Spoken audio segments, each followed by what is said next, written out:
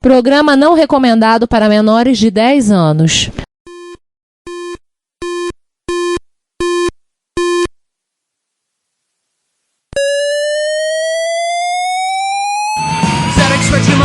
Dragon Vic and Oric 1, Commodore 64, Amsterdam Dynate Electron, cheaper BBC Micro.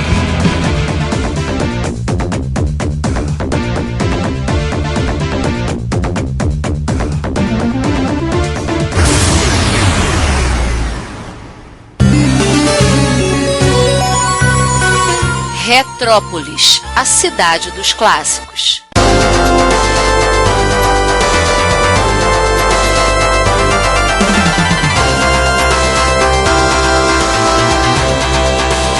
Mas vamos ao que importa, né? O primeiro Gradius foi criado pelo Mashiguchi Hiroyashi, que foi o primeiro jogo. Mashiguchi não é Mishiguchi, não? E eu não sei agora. Acho que é Mishiguchi. Tudo bem, Mishiguchi. Deixa, o seu Hiroyashi, pronto. O seu Hiroyashi, que é foda de educação chamar japonês.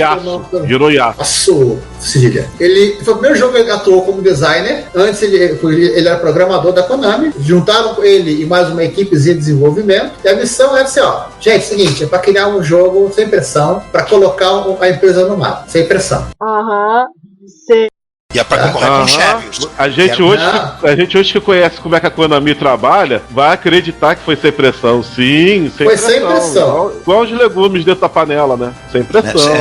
Essa pressão quer dizer que eles não passavam cerol no chicote. Não. Ele juntou o pessoal, né, e perguntou, o que a gente vai fazer? Aí a galera falou, vamos fazer um outro shooter. Tá bom, valeu. Tipo Chevios, tá bom, vamos fazer um shooter tipo Chevios, que tava na moda, já tinha acabado de sair o Chevios nessa época. E assim que foi que decidiram que iam fazer um jogo melhor que o Chevios. No mínimo foi um gerente, chegou lá e falou, tem que ser melhor que o Chevios. E como o Hiroyasu, ele queria aproveitar o que já tinha do Scramble, e talvez a ideia era fazer o Scramble 2, e assim, vai ser um shooter horizontal. Tem um detalhe que eu acho legal quando compara com o Scramble, eu achei com o Super Cobra também, porque os jogos de fliperama, na época, era muito comum que a tela fosse vertical, mesmo com o scroll horizontal. O Scramble tinha a tela vertical, eu não tenho certeza do Super Cobra, mas eu acho que a tela também era vertical, apesar do scroll ser horizontal, a resolução era vertical. O Gradius o Super Cobra igualzinho o Scramble. Não é? O Gradius, alguém pensou, olha, se o scroll é horizontal, de repente seria legal a tela ser horizontal também, né? E aí, não sei. Eu não lembro se tem algum jogo de um shooter, porque todas as coisas que foi citando antes. Teve Defender, é verdade, Defender. É porque eu tenho um problema com o Defender, porque o Defender o scroll não é forçado, então eu fico meio assim. Mas todos os outros que a gente citou antes, eu acho que a tela é vertical e o Gradius tem a tela na horizontal. E acho que assim, né? Tem mais tela pra colocar mais inimigo. Tem mais, exatamente. Entre nós, foi até uma coisa boa, quase que ele ficava também com o scroll horizontal, com a tela vertical, porque o título depois que foi o Team B, que foi um shooter vertical, ele tem a tela vertical e é o mesmo hardware. Então essa sacada foi só pro Gradius mesmo e foi muito bem tirada. E o fato da tela ser horizontal facilitou que o porte para microdoméstico fosse mais fiel, né? Que aqui virou aquele clássico do MSX. Micros e consoles, exatamente. É engraçado porque a gente tem muita lembrança sempre da versão do MSX, mas a versão do Nintendinho também foi bem celebrada, né? Porque aqui pra gente não chegou como chegou do MSX, que a gente tinha mais acesso ao computador na época. Demorou um pouco pra chegar, quando chegou alguns anos mais tarde os clones de Phantom System, o Gradius, acho que o pessoal até jogou, mas o Gradius já tava meio velho. Que viagem é essa, velho? Acho que o pessoal já deu prioridade pra outros jogos lá no Nintendo. Eu fico muito ofendido de falar Gradius que era velho, mas tudo bem. Eu também. É porque clássico, velho é seu PC. O pessoal aqui no Brasil, o pessoal mais fala do Life Force / Salamander do que do Gradius original. A acessibilidade no Brasil estava sempre relacionada ao que foi pirateado, né? Então foi pirateado com mais força. Eu acho que tem mais relação com isso do que qualquer outra coisa. Exatamente. O Salamander / Life Force estava na fitinha de 8 jogos em um, junto com o Ninja Gaiden, Ninja Cal, muito jogo maneiro. O Gradius não tava lá. O que a gente tem de popular aqui quase sempre está relacionado a isso, ao que foi pirateado. Tem outros jogos que eu vejo que são populares aqui que eu sempre penso nisso também. Que, a Playtoy lançou também oficialmente o Life Force / Salamander, mas ela não lançou o Gradius. Também tem essa. E uma outra coisa que eu acho divertida na relação Gradius, porque eu, como você conheceu o jogo muito pelo MSX, principalmente. No MSX pra gente chamava Nemesis, já não chamava Gradius. Então quando eu comecei a acessar a internet que as pessoas chamavam o jogo de Gradius, eu não entendi. Eu falei, que diabo de Gradius? Isso pra mim é Nemesis. E hoje, quando alguém chama de Nemesis, é que eu acho estranho. Depois de tanto tempo, hoje, quando alguém fala Nemesis, eu falo assim, que Nemesis, cara, é grade de Nemesis. Então, É aquela música lá do Rapa. Também. É aquela música do Rapa lá, do grade do condomínio só passou sua proteção. E você fez isso mesmo? Fiz.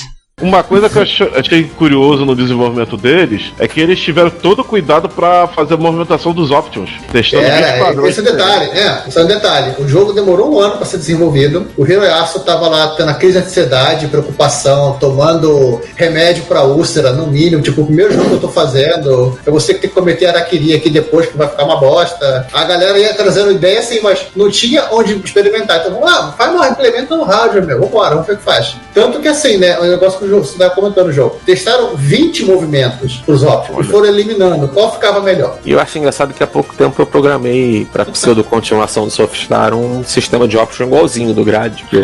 E eu achei engraçado que eu comentei no Twitter do nosso estúdio e alguém perguntou, pô, foi muito difícil de fazer porque eu li que o cara que fez no Grade levou, ficou meses fazendo tal. Eu falei assim, cara, eu fiz em 10 minutos. Eu falei assim, depois você tem o padrão pra copiar, é fácil. Eu só copiei de alguém que fez já, tá ali, eu só copiei. Os caras fazendo a primeira vez devem ter levado uma surra pra fazer mesmo, não me surpreende. Sem contar Fora que que muito possivelmente pode ter sido desenvolvido em Assembly, né? Não existe. Que ferramenta, né? Desenvolvimento. Pois é, não, tudo isso. Programa uma linguagem muito mais fácil, que eu aperto um botão e vejo o resultado na hora. Então, assim. Tenho quase certeza aqui que a galera aqui tava do Assemblerzão, né? Certamente. A gente está chegando assim no momento em que jogos vão parar de ser desenvolvidos em Assembly e o pessoal vai usar alguma linguagem de alto nível, né? Mas ainda vai levar alguns anos para isso. Só uma coisa, a Konami usava uma estação de desenvolvimento HP para desenvolvimento. Isso. E ela já com as placas ela desenvolvia e saía o porte já para várias plataformas. Mas era Assembly que eles usavam. Exatamente. Legal que tem uma...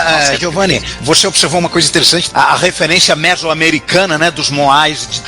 Tem assim, as mecânicas e o enredo pro jogo, né, que os caras foram inventando, tiveram um ano para inventar esse tipo de coisa, foi baseado em Star Wars, foi baseado numa série de ficção científica chamada Lensman. Inclusive, na época, tava saindo um anime. Isso. Baseado nesse livro. Muito famoso no Japão, o Lesman. É jogo. Tem um detalhe. A nave do Lesman é muito parecida com a nave da capa do Nemesis.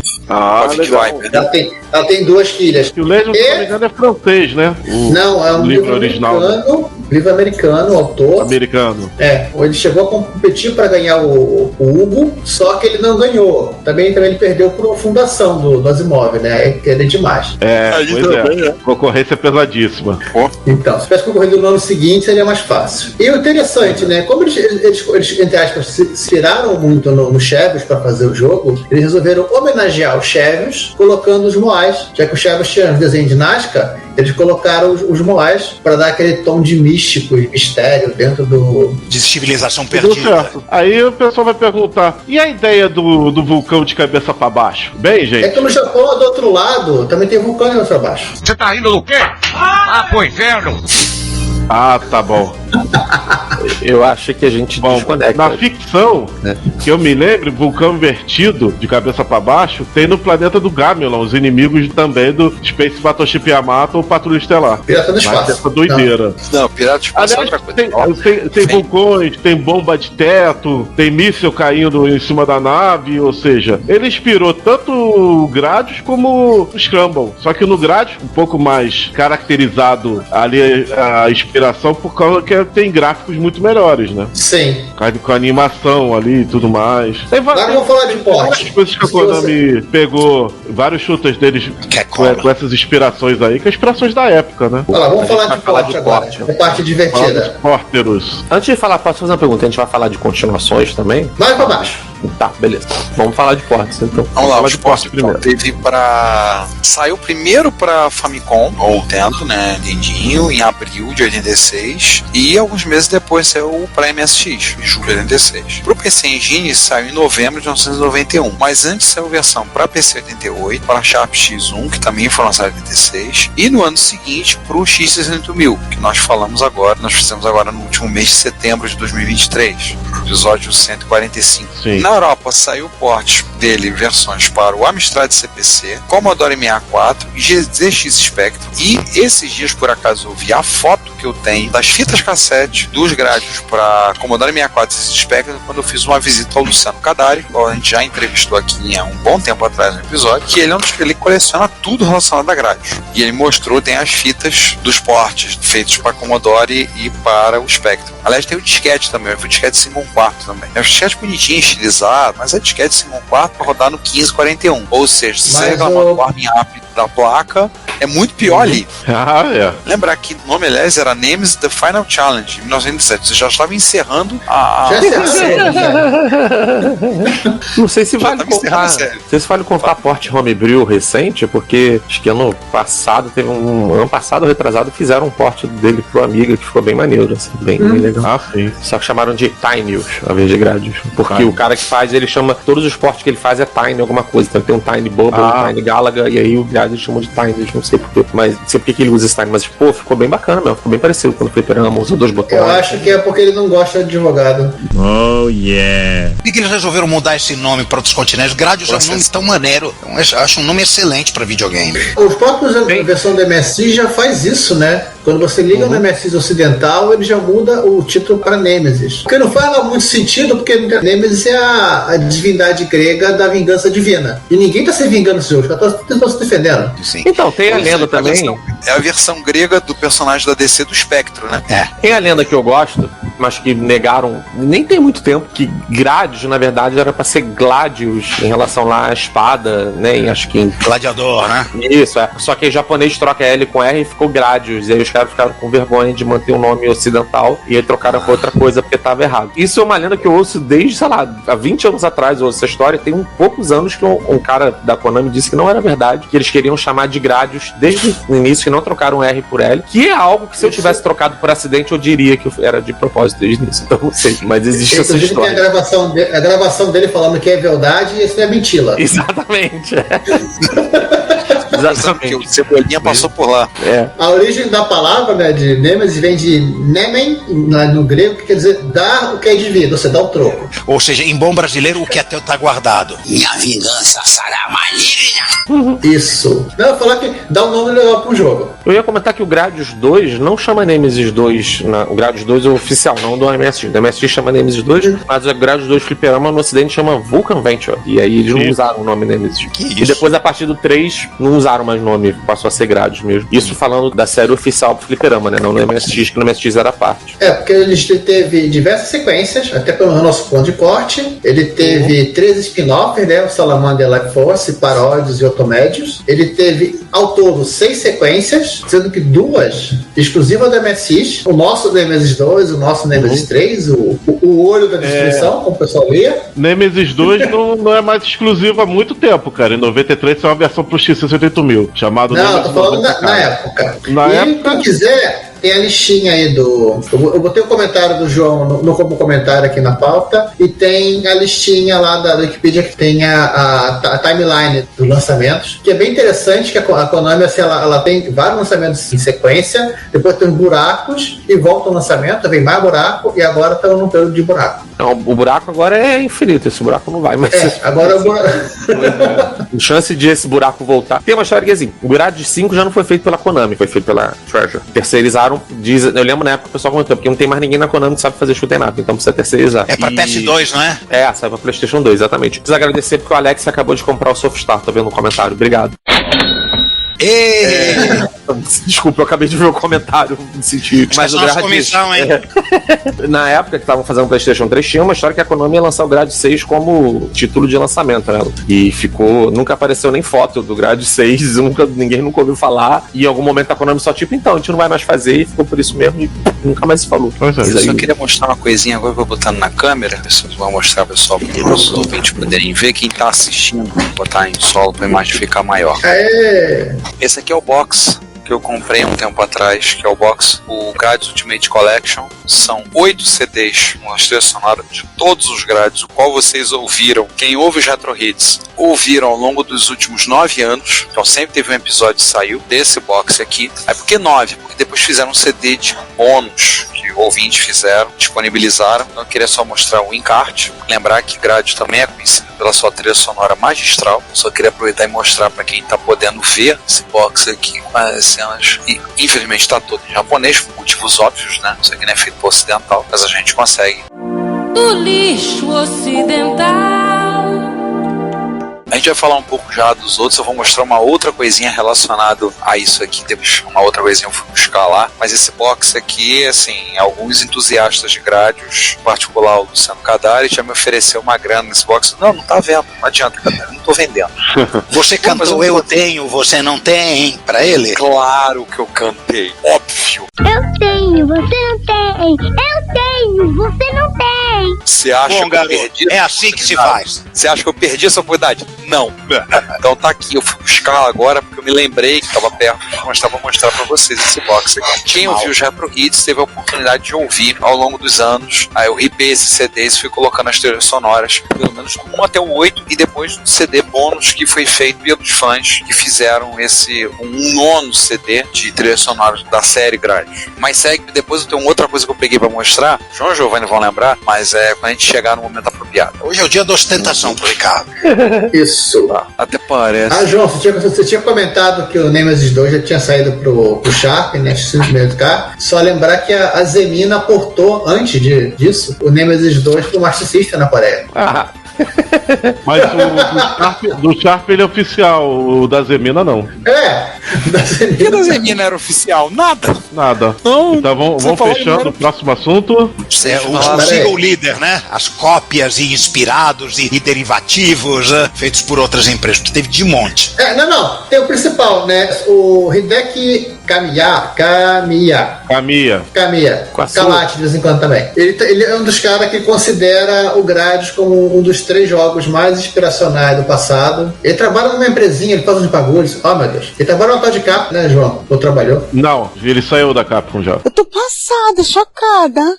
Atualmente ele trabalha na Platinum Games. Foi diretor, ele foi game designer de um tal de... Acho que esqueci o nome agora. Ajuda aí, gente. Eu não sou gamer.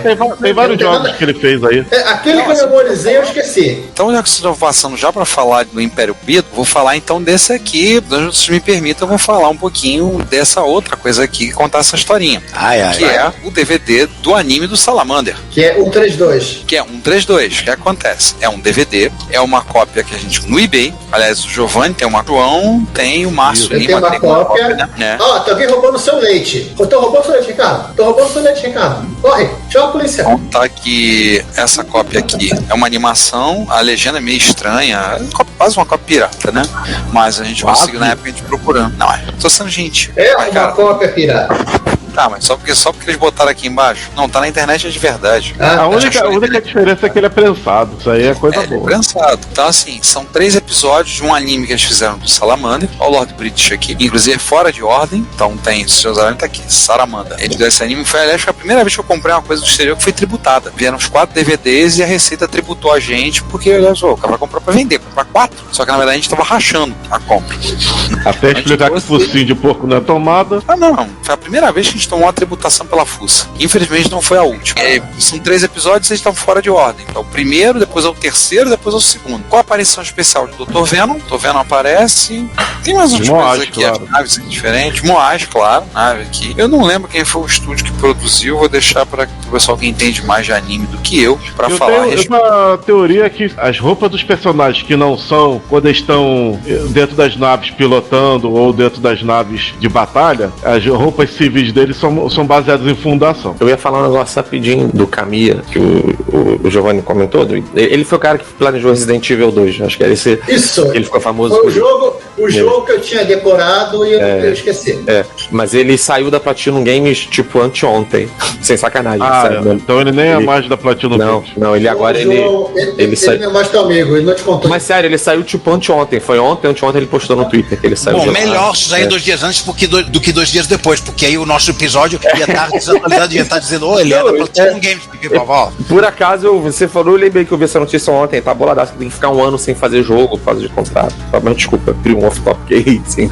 Mas é porque ele comenta essa coisa de que o Gradius é um jogo inspirador pra ele. Eu acho muito legal, porque o cara fez Resident Evil 2 e ele se inspirou em Gradius de alguma forma. Aliás, uma das coisas que eu me lembro sempre do Gradius foi uma vez a gente... Tem nada a ver, mas é uma coisa que eu acho muito engraçado. Comentando uma vez que minha esposa estava dirigindo o carro dela, tava no meu carro, andava atrás, e eu comentei isso com o João. O João virou pra mim e falou assim, quer dizer que ela tava de option, né?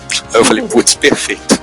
Perfeito, ela tava de option. Nunca eu esqueci isso. Que, assim, eu vou falar um pouquinho assim. O meu Nemesis favorito é o 3. Um monte de gente reclama, um monte de gente chia, um monte de gente esperneia da comunidade MSX, que é lento, não sei o que. Mas, cara, é o meu favorito. Aquele cutscene de abertura, cara, aquela música de abertura, pra mim é o meu favorito. Tanto que eu acho que é o único Nemesis que eu tenho de MSX que eu tenho. Não, acho que eu tenho outro. Mas eu fiz questão de ter ele completo na caixa. Eu tenho ele completinho, né? Boxes completo. É o meu favorito. Tem os seus problemas, mas eu gosto muito. Acho que é um jogo lindo, lindo, lindo. E o port, a comunidade fez as atualizações que eles fizeram recente, para usando com 2 EC6 simulando voz, fazendo scroll fino na MSX2, fazendo as coisas. Ficou assim, o jogo ficou melhor ainda. Dá vontade de gravar num cartucho, botar numa flash e ficar permanente, só pra poder jogar. Me permitam esse comentário. É o meu favorito. Agora você tem um cartucho pra gravar flash. Aliás, eu também. Não, aliás, a gente tem, é fácil conseguir hoje em dia, filho. AliExpress. É que eu nunca mexi nesse cartucho ainda. Vai fazer um ano. Vou te contar uma coisa. Eu mexi no meu. Eu não consegui entender como funcionar pra gravar naquele cartucho. Mas uma curiosidade, se alguém tiver um MSX e quiser ter cartucho pra você poder gravar conteúdo em flash, tudo, que desenvolveu o cartucho, RBSC, o Sembria, BSF Skrill, eles autorizaram uns chineses que vendem na AliExpress para produzir o cartucho deles. E ao contrário de tudo que os chineses estão fazendo de MSX lá, tá um preço bom. Então vocês podem procurar. Eu fiz um post há um tempo atrás no Retrópolis falando de descobertas retrocomputacionais na AliExpress e tá lá o cartucho. O preço tá legal. Eles só vendem a placa também. Não peça o cartucho também bonitinho. Mas você consegue o cartucho. O cartucho você compra no Paraná. O cartucho você pode ver, talvez, vez por outra, o Rafael Riggs, nosso ouvinte, já participou com a gente em alguns episódios, ele andava imprimindo o cartucho por causa das aberturas dos pinos de trás. Mas se você quiser fazer, por exemplo, um cartucho permanente, tipo a ROM do Nemesis 3, beleza, você pode gravar, por exemplo, tem esse sim, eu recomendo, o preço é bom. Outro jogo que eu tenho de MSX completo desde a série é o Parodius, que eu acho divertidíssimo, Parodius. Meu Parodius, inclusive, veio de um vendedor na França. Eu acho Parodius um jogo muito divertido, muito curioso, né, as brincadeiras que eles fazem com a própria Konami. E aí foi mencionado na pauta, mencionaram o Otomédios, né? E é claro, também se mencionaram o Salamander, a sua dificuldade absurda, mas o Otomédios, eu falei assim, uma vez o Kadari tem acho que uma fronha de travesseiro com o tema do Otomédios. Eu virei pra ele assim, você não pode botar essa fronha pra sua filha não, né? Aí ele não dá não. Fronha ou travesseiro? Era uma fronha de travesseiro. Mas faz sentido o Otomédios fazer isso. Não, você não pode botar essa fronha pro travesseiro da sua filha não. Ele não, nem pensar. Vou deixar no ar, quem entendeu, entendeu. É porque o Otomédios do Fliperama tem touchscreen, né? Que não serve pra nada a não ser você ficar tocando os personagens. Os personagens, né?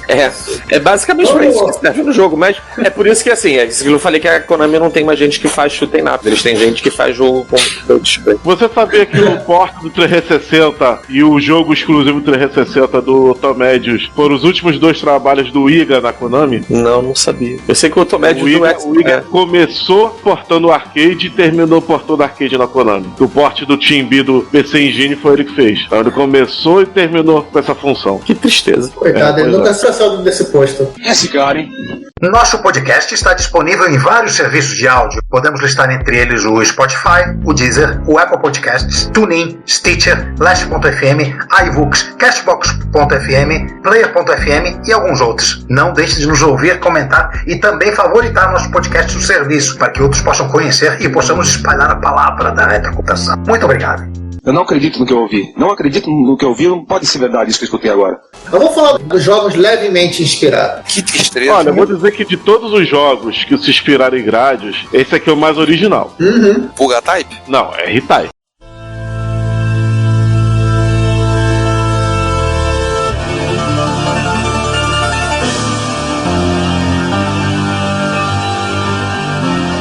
Eu admito, não resisti. Vai perder que eu falo mais pra frente. Falar da R-Type? Não, porque assim... Falar bem ou vou falar mal? Não, ninguém vai falar mal da R-Type na minha frente que eu não vou deixar. E aí, vai encarar? Não, Pode falar de porte se quiser. Eu não se vou quiser falar, se quiser falar, não, porque o porte do R-Type não sei o quê. Porque o R-Type é um jogo que, assim, eu tenho a lembrança, eu dei aula de programação durante um tempo, né? Dei aula em desenvolvimento de game, né? E primeira vez que aluno veio falar que queria fazer shooting up, eu disse que tinha que estudar R-Type. Assim. R-Type pra mim é aula de level design, na minha opinião. Então, e aí tem toda a questão que o R-Type meio cria um estilo de shooting up, que é a parada do... Assim, todo shooting up tem um pouco de você ter que memorizar as coisas, né? Mas no R-Type leva isso ao extremo que você precisa memorizar um bocado e aí inventa, né? Cria pra mim essa coisa, a questão da memorização e execução, né? Você saber o que vai vir e aí saber executar o padrão que você precisa pra passar do obstáculo que vai vir. E eu acho todos os jogos muito legais, até um certo ponto. Depois de um ponto na série eu acho que começou a não ficar muito legal, mas pelo menos os 2 primeiros jogos eu acho, os 3 primeiros eu acho excepcionais. O visual do R-Type é tipo assim, o Gradius feito pelo David Cronenberg. Pô, cara, de novo, cara! Pô, cara! Não aguento, cara! Você avacalhou, cara. Eu ia dizer que era o Gradius feito pela HR Giger. A inspiração da HR Giger é nada, assim. Eu acho que os caras até admitem isso. Cronenberg, o Giger, eles próprios falam, agora Cronenberg já avacalhou. Cara, a primeira vez que eu vi R-Type, eu tava no Madureira Shopping Rio, na loja por acaso eu também. Pois é, o R-Type ficava no 2º andar. Da Mad Machine. Ela mesmo, na Mad Machine. E a música.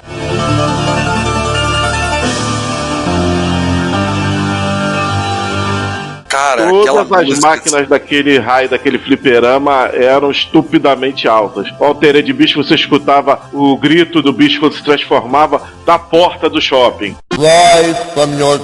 Lá do Império Serrano. E o Legend Arcade também estava alto. Acho que a única máquina que não era muito alto o som era o Silkworm. Agora o resto dos jogos, tudo era no último volume. Ô João, que o carinha devia ser surdo. Eu não sei como é que o pessoal da... Agora eu vou datar o episódio, a nossa época, do Ponto Frio, que ficava quase do lado, não foi lá reclamar. Porque eles não eram loja de disco. Eles não vendiam disco. Mas assim, eu lembro muito bem, eu lembro de ver, eu fiquei impressionado, o gráfico dele toda, e as sacadas do jogo. A gente falou do Option Gradius, o R-Type muda algumas coisas, então você tem uma espécie de um Option, só que ele não atira, mas você tem aquela peça que você pode colocar ou na frente da nave ou atrás pra atirar também. E o Option que vai, ele fica fixo, ele vai passando e vai destruindo no caminho. Só pra corrigir, vamos botar o nome certo. Em R-Type ele se chama Force. Force. E R-Type. Ah, tá. É da concorrente, a opção do Grade. Sim, eu tô fazendo uma analogia. Mas assim, isso sem contar o Império Biden, né? Que ainda continua lá perturbando, né? É que nem os bactérios. Caramba, invade logo aquela porcaria daquele mesmo, conquista logo, acaba com essa história toda. Não acaba. Continua os bactérios enchendo o saco. O que o R-Type introduziu é de você se preocupar em atirar muito pra trás. Graças a você dar o Optimus atrás da sua nave, você fica com o tiro principal voltado pra trás. Sim. O Dudu falou que vocês estão exagerando, que dava pra ouvir o barulho do fliperama só da escada rolante. Ele trabalhava lá na época, da escada rolante do Polo 1. Eu não falei qual era a porta, era a porta de trás. A escada rolante fica perto da porta de trás. Era a escada rolante.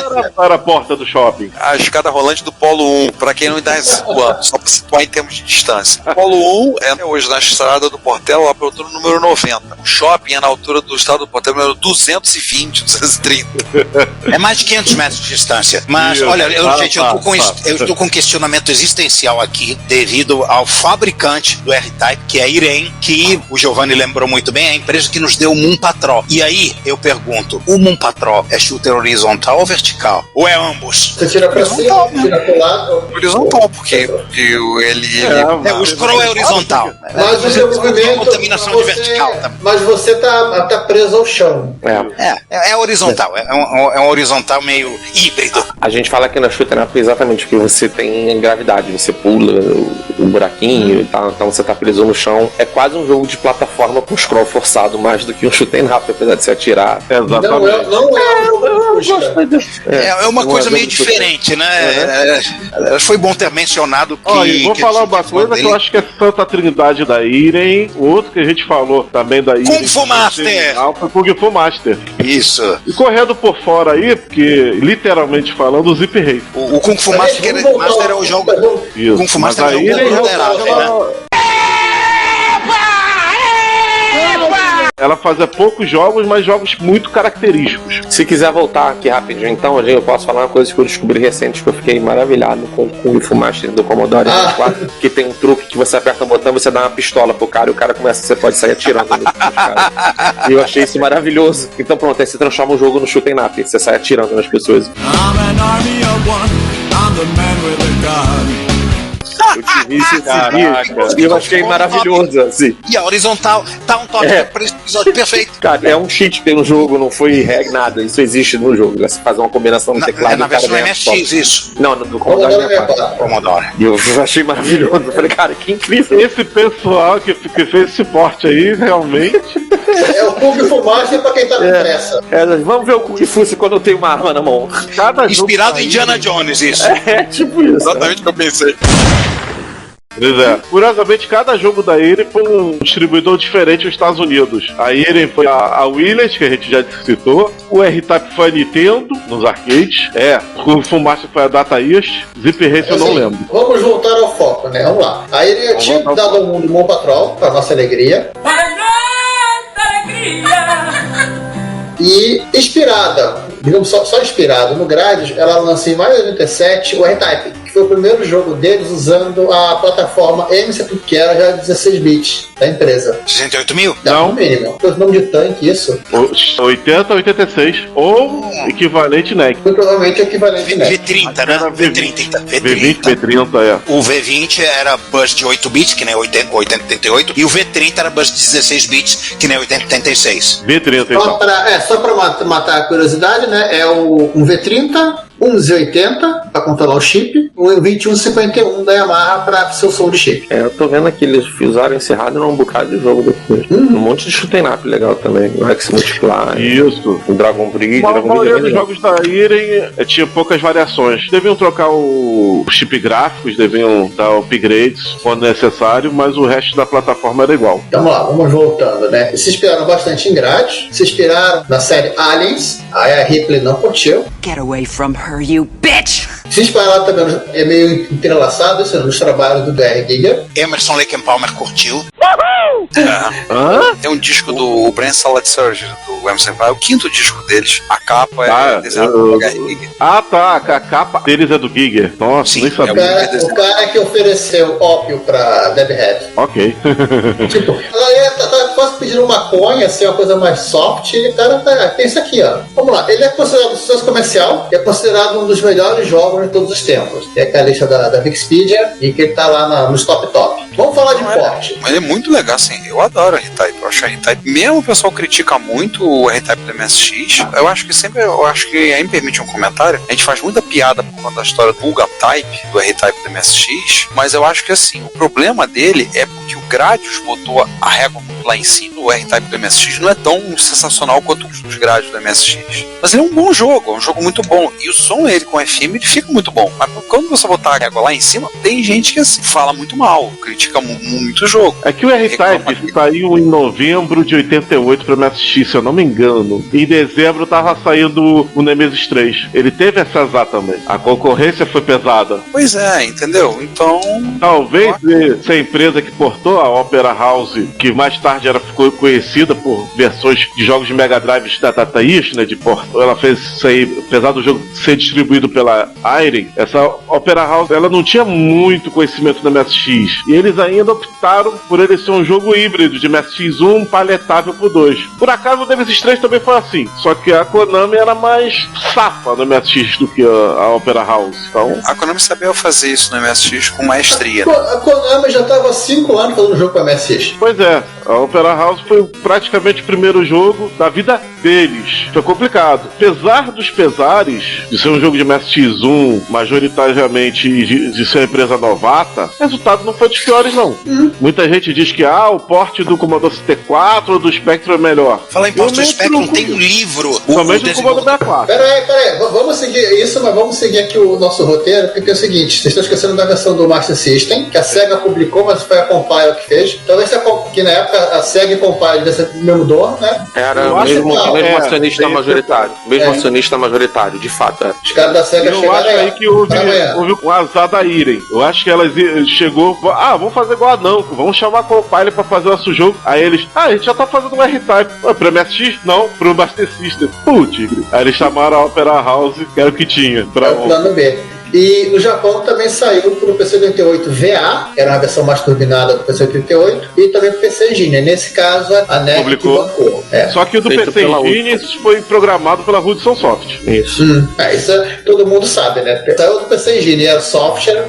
A Hudson Soft é a Konami da NEC, Konami do PC, exatamente, é isso mesmo. Em 89 saiu a versão pro X-8K desse jogo. Também distribuído pela Irem, que inclusive reaproveitou a caixa do MSX e fez uma caixa igualzinha no X68000. João, tem uma história de aproveitar a caixa. Isso é o mesmo detalhe. A caixa do jogo do MSX barra X68000, ela é a mais bonita que tem. Sim, porque tem aquela serpente do primeiro chefe, estilizada, não sei o que, é bonitaça. Eu sei porque a caixa toda preta. Eu tenho um jogo Luzi, mas há um tempo atrás, o Tabajara, né, o Alexandre Souza Tabajara, levou algumas, ele pegou, imprimiu o que ele queria fazer pra ele, então ele comprou caixa, fez e falou, preparei umas aqui de alguns jogos de MSX, se alguém quiser eu tô vendendo. Aí tinha da R-Type, eu falei, meu R-Type eu vou ficar numa caixa rap, uma caixa menor do que a caixa normal, mas ele botou e tá lá, a caixa é bonita pra caramba. Acho muito bacana aquela cena assim, claro, assustadora, né? Você vê aquela serpente de frente, tanto quanto assustadora ali, umas vezes é o propósito. Mas por que eu reaproveitar a caixa?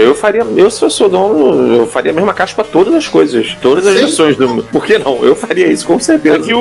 É que, se eu não me engano, a versão da Irem mesmo, da Irem, né? Agora eu não sei se pronuncia Irem ou Irem. Eu sempre falei Irem, mas também não sei. Então é Irem. Eu não sei também, não. Falar. Eu não sei. A versão da Irem mesmo era só do MSX e do X68000. Então, distribuição deles, né? Porque a caixa do Master é diferente. Do Master System é diferente. Que, aliás, deu sorte. Que as capas do Master geralmente são horríveis. Até que do R-Type se escapa. A capa das versões europeias até que é bonitinha. Tanto é que a capa da versão dos NECs, do PC Engine e do PC-88, até parece um pouco com a capa europeia. Que é o flyer do arcade. E tem uma curiosidade, né? Que o R-Type da caixa, o logo usado na caixa, que ele que fosse uma letra serifada em verde e púrpura, eu acho, em duas cores, era totalmente diferente do logo do jogo, que é um troço meio mecânico. Vocês já repararam isso? Verdade. A falta de coerência da arte.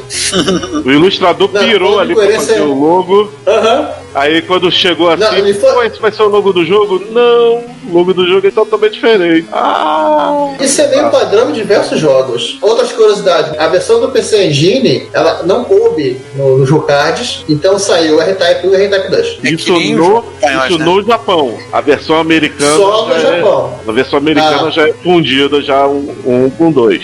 Pra compensar isso, em 1991, a Irem lançou o R-Type Complete, que é ele junto em CD, e aí com músicas arranjadas e cutscenes entre as fases. Resultado bem bacana. Mas o jogo essencialmente é o mesmo, que já era muito bom. Outra curiosidade, por anos era considerada uma das melhores. Outra curiosidade, né, que tanto a versão do Master quanto do MSX tem o suporte ao chip de som de FM, que torna o jogo bem melhor. Pra quem não sabe, o chip de som FM do Master e do MSX é o mesmo. Tava conversando com um amigo, aliás, um abraço pro Pablo, né? Ele tava falando que eu falei com ele questão de música, até pro Retro Hits, tudo. Aí eu falei, música de Master System. Aí ele falou assim, olha, o Master System não tem muita música boa de FM, não. Ele falou, não é pelo chip, não, porque o chip é bom, o chip é meu do MSX, mas não tem, os compositores são lá muito inspirados. Aí a pergunta que é de quem não sabe, a música é boa? Do R-Type é. O Barney, ele tá parcialmente certo. Geralmente a SEGA meio cagava no FM, apesar que os últimos jogos ela acertou, mas no início ela cagava. Principalmente por um detalhe que eu acho que ele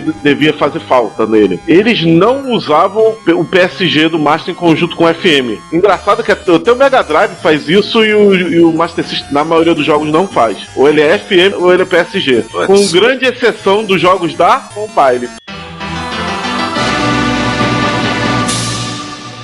Todos os jogos da Compile são iguais ao do MSX, eles usam PSG com FM. Então os jogos da Compile escapam aí com louvor no FM. Geralmente o som dos jogos é parecido com o do MSX. Eu vou falar uma coisa pra você, o do MSX tem um grande problema, o R-Type do MSX, que o do Master System não tem. O som do tiro é muito alto. Essa reclamação e o som da colisão da nave quando você explode também. Eu não sei se o patch pessoal corrigiu isso quando corrigiram o jogo, porque eu não reparei, mas na versão original tinha esses dois problemas. Isso não é um problema nem de FM, é de PSG. Vou falar de um port então da R-Type que todo mundo que o pessoal realmente ignora, que é muito legal, que é o R-Type tem Game Boy Color, que é o R-Type DX, e tem o R-Type 1 e o R-Type 2 tudo junto no mesmo jogo, você pode jogar colorido, preto e branco e tal, é super maneiro. Era um cartucho que procurei por muito tempo na época que eu ainda me preocupava com o meu Game Boy. Não consegui achar pra comprar por um preço que eu pudesse, né? Mas é bem maneiro. Aliás, isso aí é até pra compensar, né? Porque o NES não teve um port oficial de R-Type. Curioso que eu acho que a AE não quis ficar exclusiva. Porque se ela lançasse uma versão do R-Type com o Nintendinho, ela tava frita. Ela não ia poder licenciar a Nintendo distribuiu nos Estados Unidos, mas não teve R-Type pra Nintendinho. É mesmo, né? Eles distribuíram no arcade e não teve pra Nintendinho. Teve pra o Game Boy. E o do Game Boy saiu bem depois. Acho que bem depois da década de 90. Bem depois. E o do Game Boy só tem 5 fases, porque eu não coube o resto. Agora eu queria só dizer um negócio pra você. Nós temos um canal no YouTube e um perfil no Instagram. No YouTube, todos os episódios do podcast estão disponíveis para você, assim como as retrobesteiras e eventualmente vídeos. Mas vocês sabem, não somos lá muito bons com esse tipo de mídia. No nosso Instagram também publicamos imagens, textos e eventualmente vídeos. Esses vídeos são material vindo de encontros, lives, gravações ao vivo, entre outras formas. Não deixe de assinar, comentar, ligar os sininhos e compartilhar com outros. Ajude-nos a espalhar a palavra da retrocomputação a outras pessoas. Muito obrigado. Eu sou um cara complicado. Eu vou continuar falando das versões. Tem diversão agora. Em compensação, a Nintendo iria à forra das continuações do R-Type. E vamos falar rapidamente dele, do R-Type 2. Um jogo que muita gente fala tanto dele. Peraí, João, peraí, que tá contando coisa aqui. Quando o João colocou as coisas na pauta, ele fez uma inversão de sequência. Então, foi bom você ter feito essa inversão. Olha só, então como houve a Electric Dreams portar o jogo para os computadores vendidos no mercado europeu, caso Atari ST, Commodore 64, ZX Spectrum, e aí as versões saíram no ano de 1988. Em 1989 saiu a versão para Amstrad CPC e para Amiga. Professor, só lembrando que Electric Dreams era o nome fantasma da Activision. Ai, caramba! Ah, tá. Eu lembro uma música do Human League.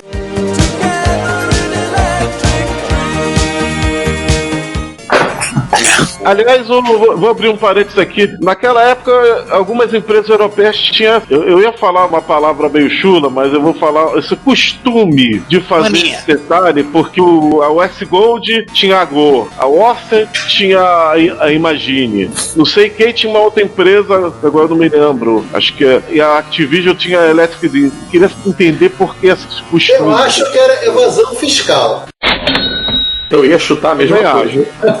Exatamente. Eu também acho que não devia ser coisa boa. 99% de chance de ser isso. Então, assim, saem essas versões. A versão para Amiga saiu pela Via Factor 5. Aliás, não foi nem terceirizado, foi quarteirizado, porque a Electric Dreams contratou a Software Studios para portar para a Atari ST, Commodore 64 e ZX Spectrum, e ela contratou programadores individuais para cuidar da tarefa. Inclusive, tem a famosa história, o Giovanni já contou em mais um episódio, já tem artigo lá no Retrópolis contando a história do desenvolvedor que fez o port do R-Type para o Spectrum. O cara conta as histórias, acho que ele escreveu um livro, né? It's Behind, é o nome do livro. E eles trabalharam juntos, eram 3 caras, não, 4 caras. Um cuidava do ST, ele cuidava do Spectrum, tinha 2 caras cuidando do Commodore 64. A instrução da Activision, Electric Dreams e da Software Studio é o seguinte: a prioridade é a versão do Commodore. Tipo, nós queremos esse cara aqui sendo lançado. O do Spectrum, se aparecer R-Type na tela, tá bom, não precisa mais nada. Curioso isso. Significava que o Commodore estava na frente do Spectrum em vendas? Eu acho que sim. Não sei se em venda, mas se os caras querem fazer um jogo mais legal, que até poder vender para os Estados Unidos, e o do Spectrum, assim, olha, o que a gente lançar vai vender, então não precisa se preocupar com o jogo. Se só aparecer R-Type na tela, tá bom. Então, assim, a versão do Amstrad CPC foi uma conversão direta no código do Spectrum. Um outro programador, mais um outro cara pegou isso aí pra fazer, no estilo aqui, ó, tá aqui o código fonte, mês que vem, só compilar. Ou seja, foi quinteirizado, né? Quinteirizado. O próprio Bob Tape, ele acreditava que sim, em algum momento iam falar pra ele, agora você vai fazer um porte pro Amstrad. Ele tava esperando isso acontecer. Porque sim, já tava na lista que até sairia a versão pro Amstrad, no pré-release, do Amstrad no pré-release, só que ninguém falava nada da versão. Então ele falou, isso vai sobrar pra mim.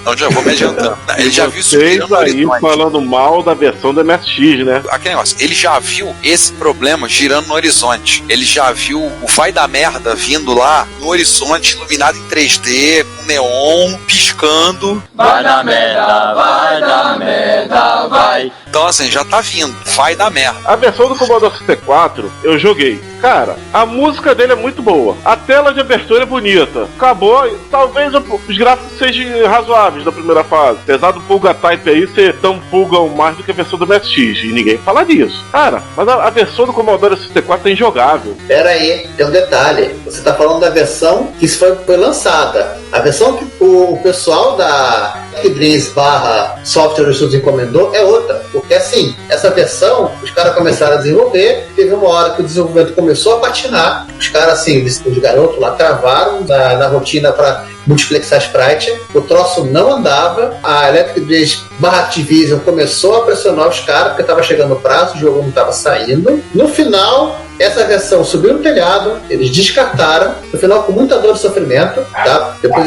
no final, lá para baixo eu vou explicar, e eles encomendaram para Rainbow Arts, de um jeito bem máfia, fazer o R-Type do Commodore 64 pra ontem. E do tipo, saiu do irrodável pro injogável, né? Eu não acho o R-Type do 64 injogável, eu joguei já um bocado e lembro, eu acho que não jogava. Sem contar que assim, os caras que fizeram o R-Type do 64 são os caras que fizeram o Rican, eu não sei o nome do Manfred Trains e o André Zesch. Esse lá, mesmo. Então, são os caras picão das galáxias no 64. Eu lembro que você jogava, não, eu lembro que você legal, eu achei a dificuldade beira impossível, cara. Você não jogou a fase? Se eu for jogar 1000 anos sem jogar, qualquer outra versão, inclusive a do arcade, eu passo da primeira fase, cara. Mas vem cá, João, você não jogou a versão de 50 Hz na máquina 60, não? Ah, versão europeia no Commodore NTC pode ser. Pode ser. Acertou, otário? Vários jogos ficam normal. Não, vários jogos ficam injogáveis em vários aspectos. Uns até travam. Pode ser isso.